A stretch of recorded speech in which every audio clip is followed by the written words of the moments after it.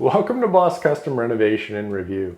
Today we got a quick little look at how to properly patch a concrete slab to allow for floating floor installation. So what I was dealing with here is right along the ridge in this footing wall, over in the hallway side, it was nice and flat. But then as you came into the room, all of a sudden now you're on a double black diamond ski run and there's danger up ahead. Not good. So what I ended up doing is just patching this whole section, floating it out and feathering it into farther down the road there. Just flatten out the transition so that you don't feel it as you're walking across. So let's take a look at the best way to get that done.